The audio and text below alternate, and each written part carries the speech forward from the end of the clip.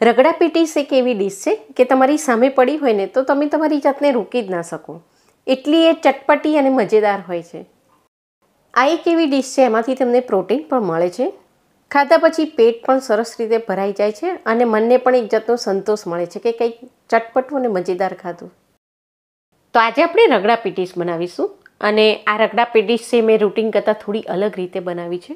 Trust me, આ ખૂબ જ સરસ બની છે. એકવાર તમે બનાવશો ને તો તમને વારંવાર આ જ રીતે બનાવવાનું મન થશે. તો અહીં સૌથી પહેલાં આપણે રગડા માટેની તૈયારી કરીશું. તેના માટે અહીં મેં 1 કપ જેટલા જે સૂકા લીલા કલરના વટાણા આવે છે તે લીધા છે અને વટાણાની સાથે આપણે 1/4 કપ જેટલા કાબુલી ચણા પણ મિક્સ કરીશું. અહીં તમે આમાં થોડા ચણા મિક્સ કરશો તો એનાથી રગડાનો ટેસ્ટ ખૂબ જ સરસ બને છે.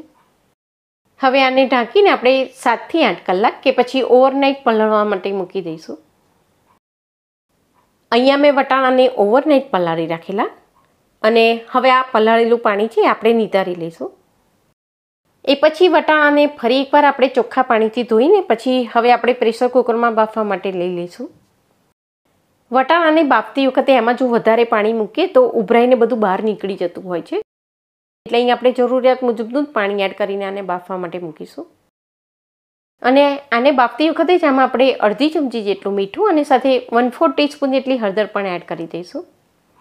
તો આ રીતે બાફતી વખતે જ આમાં તમે થોડી હળદર પણ મિક્સ કરી દેશો તો એનાથી રગડાનો કલર ખૂબ જ સરસ બનશે. હવે મીડિયમ ફ્લેમ પર આની આપણે 5 થી 6 વિસલ બોલાવીને બાફી લઈશું. હવે આ વટાણા બફાય ત્યાં સુધીમાં આ બાજુ આપણે આંબલીની ચટણી પણ બનાવી લઈએ. અહીં મેં અડધો કપ જેટલી આંબલીને પાણીથી બરાબર ધોઈ ઠળિયા કાઢીને પછી કુકરમાં લઈ લીધી છે અને જેટલી આંબલી લીધી હોય એનાથી ડબલ એટલે કે 1 કપ જેટલો આમાં આપણે ગોળ મિક્સ કરીશું. આને બાફવા માટે આમાં આપણે 1 ગ્લાસ જેટલું પાણી એડ કરીશું. આંબલી એકદમ સોફ્ટ જ હોય છે, ખૂબ જ જલ્દી ગળી જાય છે, એટલે અહીં આપણે કુકરની ફક્ત 2 થી 3 વિસલ બોલાવીને જેને બાફી લઈશું. અને આ રીતે બાફતી વખતે જ એમાં તમે ગોળ પણ સાથે નાખી દેશો તો એનાથી ચટણી પણ બહુ ખાટી નહીં બને. બફાઈ જાય પછી આંબલી જો વધારે ક્વોન્ટિટીમાં હોય તો તમે બ્લેન્ડર ફેરવી દો અથવા તો આ રીતે વિસ્કરની મદદથી મિક્સ કરીને આપણે તેને ગાળીને પછી ઉકળવા માટે મૂકી દઈશું. ચટણીમાં મીઠાની બદલે હું અહીં અડધી ચમચી જેટલું સંચળ એડ કરી દઉં છું. સંચળનો સ્વાદ એમાં ખૂબ જ સરસ લાગે છે. 2 ચમચી જેટલું ધાણા જીરું એડ કરીએ. ધાણા જીરું અહીં તમે થોડુંક વધારે એડ કરશો તો એનાથી ચટણીમાં થિકનેસ આવી જશે. એની સાથે હું અહીં 2 પિંચ જેટલી હિંગ એડ કરી દઉં છું. અને આ ચટણી થોડી મીઠી અને એકદમ સ્પાઇસી બનાવવાની હોય છે એટલે લાલ મરચું આપણે 2 ચમચી જેટલું એડ કરીશું. હવે મીડિયમ ફ્લેમ પર આને આપણે 5 મિનિટ માટે ઉકાળી લઈશું. તો આ આંબલીની ચટણીને તમે દહીંવડા, દહીંપૂરી, પાણીપુરી, ભેળપૂરી કે પછી રગડા પેટીસ એ બધામાં ઉપયોગ કરી શકો છો. 5 મિનિટ પછી હવે આપણે જોઈ રહ્યા છીએ કે ચટણીનો ખૂબ જ સરસ કલર આવી ગયો છે અને થોડી થીક પણ થઈ ગઈ છે, તો ગેસને હવે આપણે બંધ કરી દઈએ. બીજી બાજુ હવે આપણા વટાણા પણ બફાઈ ગયા છે, આપણે ખોલીને જોઈ લઈએ. અહીં વટાણાને આપણે ઓવરનાઇટ પલાળી રાખેલા અને મીડિયમ ફ્લેમ પર તમે 5 થી 6 વિસલ બોલાવો એમાં વટાણા ખૂબ જ સરસ બફાઈ જતા હોય છે. પણ જો વટાણા સહેજ પણ કાચા રહી ગયા હોય તો આમાં તમે થોડું પાણી એડ કરીને એની 2 થી 3 વિસલ બીજી વાર બોલાવી લો.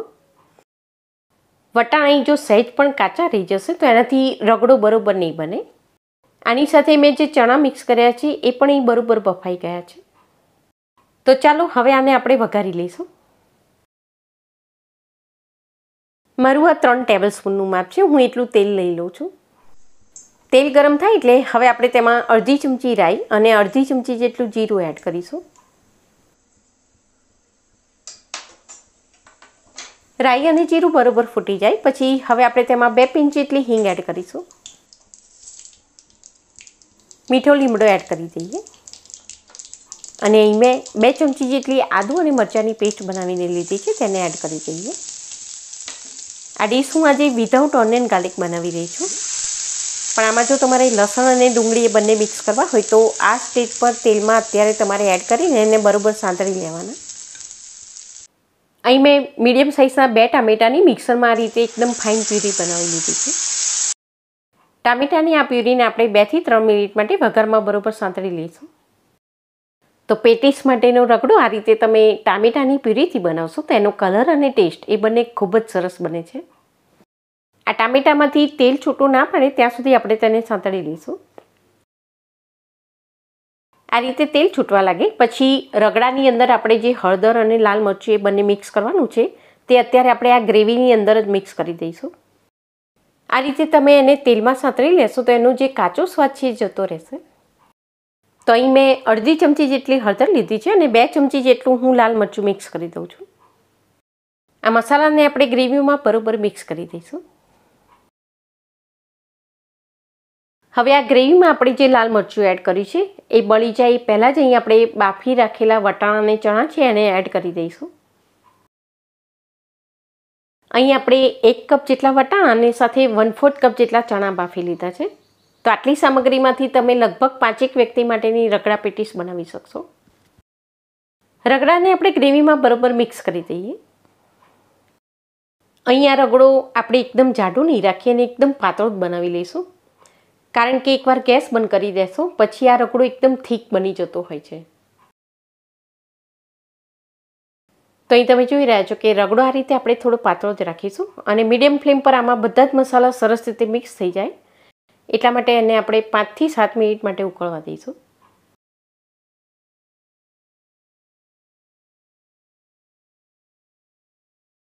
હજી આમાં આપણે મીઠું એડ કરવાનું બાકી છે. આ વટાણાને જ્યારે બાફ્યા ત્યારે એમાં આપણે અડધી ચમચી જેટલું મીઠું એડ કરી દીધું.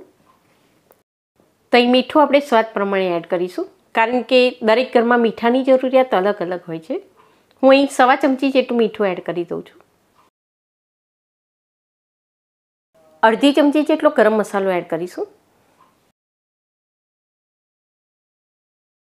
તો અહીં આપણો રગડો હવે તૈયાર થઈ ગયો છે. છેલ્લે હવે આમાં આપણે 2 મોટી ચમચી જેટલી આમલીની ચટણી મિક્સ કરી દઈશું. તો આ રીતે રગડાની અંદર જ તમે 2 મોટી ચમચી જેટલી આમલીની ચટણી મિક્સ કરી દેશો તો એનાથી રગડાનો ટેસ્ટ બહુ જ સરસ બની જશે. તો આ રગડામાંથી તમે પાણીપુરીની લારી પર જે રગડાવાળી પકોડી મળે છે તેવી પકોડી પણ બનાવી શકો છો. એ પકોડી પણ એકદમ ટેસ્ટી બને છે. અહીં આપણે જોઈ રહ્યા છીએ કે રગડો હવે આપણો બરોબર ઉકળી ગયો છે. તેની પર બારીક સમારેલી થોડી કોથમીર સ્પ્રિંકલ કરીને ગેસને હવે આપણે બંધ કરી દઈશું. અને હવે આની સાથે સર્વ કરવા માટે આપણે બટાકાની પેટીસ બનાવી લઈએ. તો એના માટે અહીં મેં મોટી સાઇઝના 4 નંગ બટાકાને આખા જ લઈને કુકરમાં બાફી લીધા છે. પેટીસ માટે બટાકા તમે જ્યારે બાફો ત્યારે એને તમારે કાપીને કુકરમાં નહીં બાફવાના. આ રીતે તમે એને આખા બાફી લેશો તો એનાથી બટાકાની અંદર બિલકુલ પાણી નહીં જાય એટલે ઢીલા પણ નહીં બને અને માવો એકદમ ડ્રાય બનશે. હવે એમાં આપણે મસાલા મિક્સ કરી દઈએ.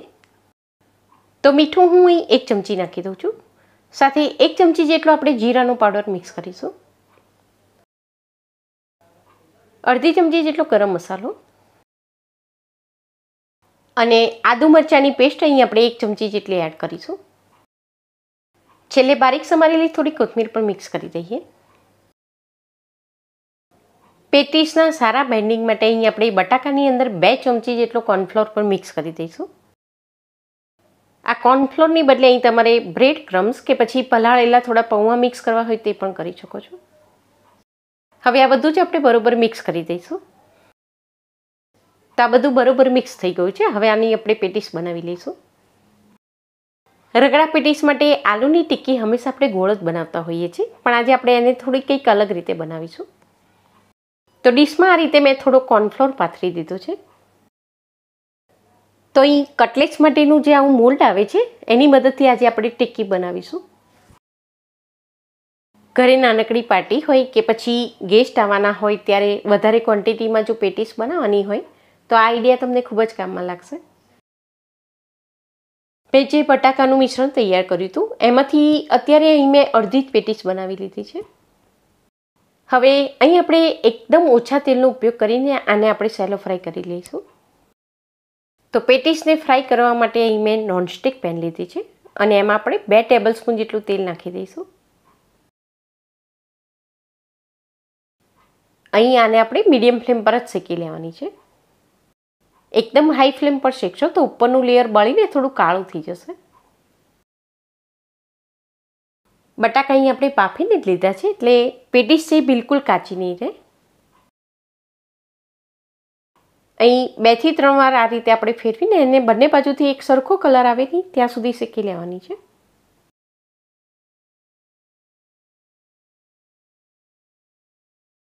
અહીં બંને બાજુથી એનું ઉપરનું જે લેયર છે એ થોડું કડક થઈ જાય એ રીતે આપણે પેટીસને શેકી લેવાની છે. તો અહીં આપણી પેટીસ હવે તૈયાર થઈ ગઈ છે અને આ બાજુ રગડો છે એને પણ મેં ફરી એકવાર ગરમ કરી લીધો છે. તો હવે આપણે ગરમા ગરમ રગડા પેટીસને લીલી ચટણી, આંબલીની ચટણી, સેવ અને કોથમીર સાથે સર્વ કરીશું. તો ક્યારેક તમને કંઈક લઝીઝ અને ચટપટું ખાવાનું મન થાય ત્યારે આ ડીશ બનાવીને તમે જરૂરથી ટ્રાય કરો. અને રેસીપી જો પસંદ આવે તો વિડીયોને લાઇક અને શેર કરવાનું ના ભૂલશો. ચેનલ પર જો તમે નવા વ્યુઅર્સ છો અને તમને જો અમારી કુકિંગ સ્ટાઇલ પસંદ આવતી હોય તો ચેનલને સબસ્ક્રાઈબ કરીને બેલ આઇકોનને પ્રેસ કરી દો, જેથી અમે જ્યારે નવો વિડીયો અપલોડ કરીએ એના નોટિફિકેશન તમને સૌથી પહેલાં મળશે. તો ફરી મળીશું એક નવી જ રેસીપી સાથે. Thank you.